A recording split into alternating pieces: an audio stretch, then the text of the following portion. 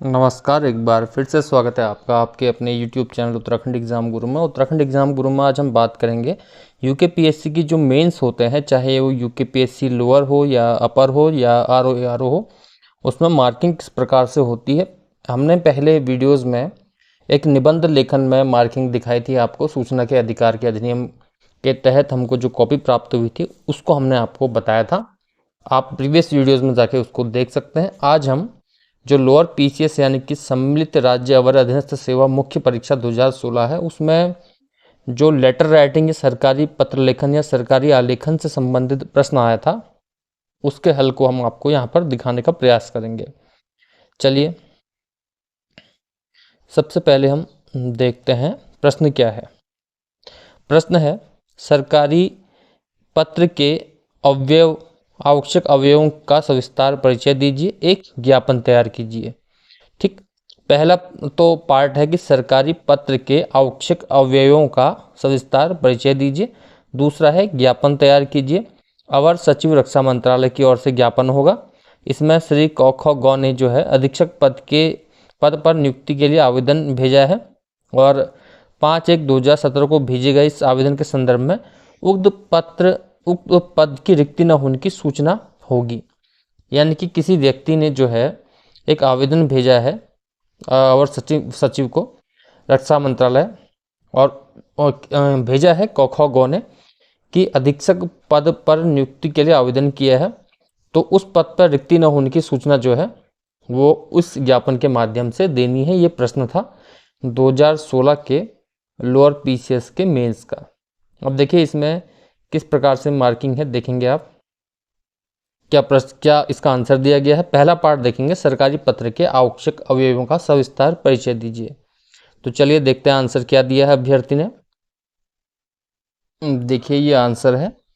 तो आंसर किस प्रकार से दिया गया है, सबसे पहले सरकारी पत्रों के बारे में बताया गया है। सरकारी पत्र वह पत्र होते हैं जो विभिन्न शासकीय कार्यों हेतु एक कार्यालय से दूसरे कार्यालय को अथवा एक अधिकारी से दूसरे अधिकारी को किसी सूचना के प्रेषण हेतु भेजे जाते हैं। सरकारी पत्र अनेक प्रकार के होते हैं। आप देखिए सरकारी पत्रों में सभी पत्रों को इसमें लिया है। पहला शासकीय पत्र, दूसरा अर्धशासकीय पत्र। शासकीय पत्र यह सरकारी पत्र होते हैं जो किसी कार्यालय से किसी कार्य के निष्पादन हेतु भेजे जाते हैं। यह सदैव अन्य पुरुष शैली में होते हैं। अब दूसरा दिया है अर्धशासकीय पत्र। यह अधिकारी स्तर पर समान स्तर के अधिकारियों के मध्य में किसी गोपनीय अथवा आवश्यक सूचना भेजने के लिए लिखे जाते हैं। इन पत्रों को वही व्यक्ति अधिकारी खोलता है जिसके नाम से यह लिखे जाते हैं। इनकी भाषा जो होती है आत्मीय होती है।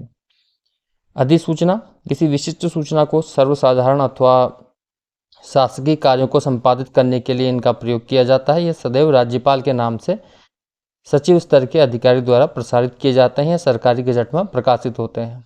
परिपत्र, किसी सूचना को प्रसारित करने के लिए उन पत्रों का प्रयोग किया जाता है। यह पत्र अंत में उसी कार्यालय को पहुंचते हैं जहां से लिखे जाते हैं। निविदा, इनके अंतर्गत सरकारी कार्यालयों में खरीद कार्यों के लिए निविदा मंगवाई जाती है, यानी कि कोटेशंस।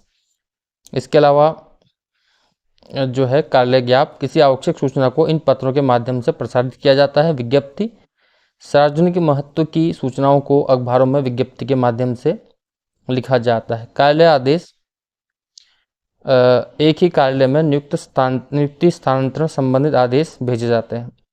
तो सबसे पहले तो कितने टाइप के शासकीय आलेखन होते हैं सरकारी पत्रों के, इसमें अभ्यर्थी ने आंसर दे दिया है। क्योंकि लोअर पीसीएस में टाइम मिल जाता है तो ये लिख दिया। वैसे सरकारी पत्र के अवयव लिख के या इनके प्रकार लिख के भी यहाँ पर चल जाता है। हम देखें सरकारी पत्र के अवयव यानी कि पार्ट्स क्या होते हैं। सरकारी पत्र अगर हम कहेंगे तो केवल शासकीय पत्र के संदर्भ में उसकी बात की जाती है।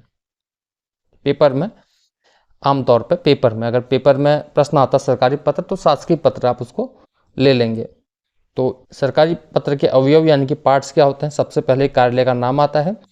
यह विभिन्न प्रकार के पत्रों में अलग अलग तरीके से इंगित होता है। विज्ञप्ति, कार्यालय ज्ञाप, कार्यालय आदेश में सबसे ऊपर लिखा जाता है। शासकीय पत्र में प्रेषक के नाम के नीचे लिखा जाता है कार्यालय का नाम। पत्र संख्या, यह सरकारी पत्र का आवश्यक अंग होता है। इसमें जिस कार्यालय से भेजा जाता है उसकी पत्र संख्या लिखी जाती है या पत्रांक इसे कहते हैं। प्रेषक और प्रेषिती का नाम पता, यानी कि किसने भेजा है और किसको भेजना है। दिनांक, स्थान, पृष्ठांकन संख्या, प्रतिलिपि। विषय क्लेवर अधिकारी के हस्ताक्षर। अब ये तो रहे सरकारी पत्र और उसके पार्ट्स या अवयव, और अब आता है अगला प्रश्न का भाग। कार्यालय ज्ञाप आप लिखिए कि क ख ग ने आवेदन किया है और उसको सूचना देनी है कि इस कार्यालय में जो है अब वैकेंसी नहीं है।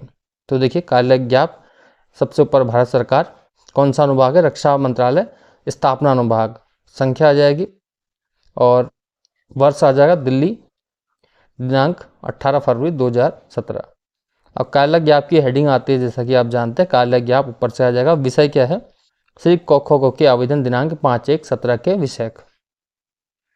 देखिए उपरोक्त विषयक श्री क ख ग का सचिवालय में अधीक्षक के पद पर दिनांक 5/1/2017 के पत्र के संबंध में अवगत कराना है कि आपके द्वारा आवेदित पद पर रक्षा मंत्रालय के कार्यालय ज्ञाप पत्र संख्या 128 नियुक्ति 2018-19 दिनांक 10 जनवरी 2017 द्वारा नियुक्ति कर ली गई है। वर्तमान में इस पद पर रिक्ति न होने से आपके आवेदन पत्र पर कार्यालय द्वारा कोई विचार नहीं किया जा सकता है।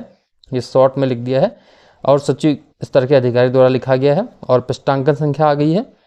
प्रतिलिपि निजी सचिव श्री क ख ग को प्रशासनिक अधिकारी स्थापना रक्षित पत्रावली या आज्ञा से और सचिव। अब देखेंगे इसमें मार्क्स कितने आए हैं। देखिए इसमें यहाँ पर जो मार्क्स हैं 33 नंबर यहाँ पर आए हैं, आप देख सकते हैं यहाँ पर ये 33 नंबर इसमें 50 में से आए हैं। तो इस प्रकार से मार्किंग होती है, यानी कि 50 में से 33 मार्क्स अच्छे नंबर हैं।